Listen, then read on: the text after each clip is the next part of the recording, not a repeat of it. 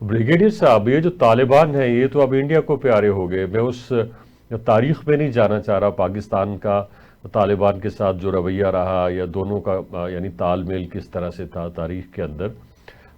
हमने उनसे क्या हासिल किया और हम अभी उनसे कितने खुश हैं, कितने बेचैन हैं। क्या लगता है कि अब वो इंडिया के साथ जाके मिल गए हैं, तो क्या इंडिया को भी इसी तरह से उनको जो समर आवर होगा जिस तरह से पाकिस्तान हुआ, हमें यही उम्मीद रखनी चाहिए?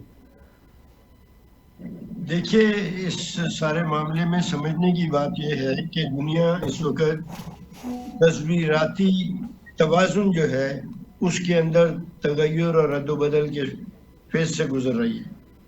हमारे यहाँ हमने देखा है कि मशरिक़ वुस्ता के अंदर यके बाद दीगरे मुसलमान मुल्कों को तबाह कर दिया गया और वो फौज कशी से तबाह किया गया। इराक है, शाम है, लिबिया है, यमन है, बेरूत है, लेबनान कह लें, तो इन सारे मुल्कों के ऊपर फौज कशी की गई।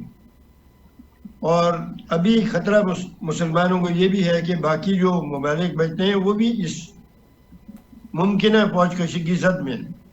जहाँ तक भारत का ताल्लुक है, भारत ने अभी तक हमारे मुल्क के अंदर टेररिज्म को कंडेम करने में कभी पहल नहीं दिखाई। जाफर एक्सप्रेस के वाक़े के ऊपर उनका पूरा मीडिया दहशत गर्दों की सपोर्ट में लगा रहा और उनका जो नेशनल सिक्योरिटी एडवाइजर है और एक स्पोक्समैन बना हुआ है प्राइवेट मीडिया का, गौरव आर्या, वो खुलेआम कहते फिरते हैं कि हमें फलाने का सर ला दो, हम आपको इंफॉर्मेशन देंगे, आप फलानी जगह हमला करो।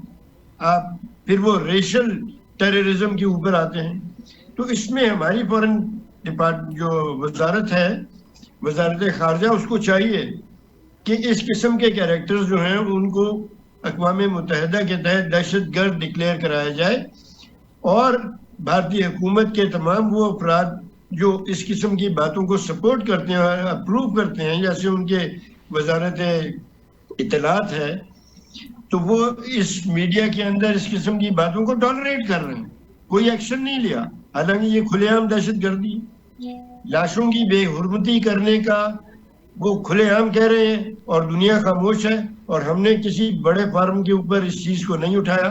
हमें इंटरपोल से भी रब्ता करना चाहिए और इन लोगों को इनके सरों पे इनाम रखना चाहिए। दूसरी बात कि जो इस वक्त अमन की बात है, बड़ी अच्छी बात है, सबको अमन चाहिए, पाकिस्तान को भी अमन चाहिए, कोई जंग का शौक नहीं है। लेकिन फिर वही बात है कि अगर हम पर मुसल्लत करनी है जंग किसी ने और वो बज़िद है कि अगर खुली जंग नहीं मुसल्लत कर सकता तो टेररिज्म के थ्रू मुसल्लत करेंगे और पाकिस्तान को तकलीफ पहुंचाते रहेंगे। और खुद उनका रवैया ये है कि अगर हमारे यहाँ कोई वाकया हुआ तो हम हथियार लेके चढ़ दौड़ेंगे पाकिस्तान के ऊपर। तो फिर अगर हमारे यहाँ वाकया हो तो हमें भी हक होना चाहिए कि हम भी वहां पर मिसाइल 6-7 फायर कर दें। ठीक है ब्रिगेडियर साहब, आपका मौक़िफ़ आ गया।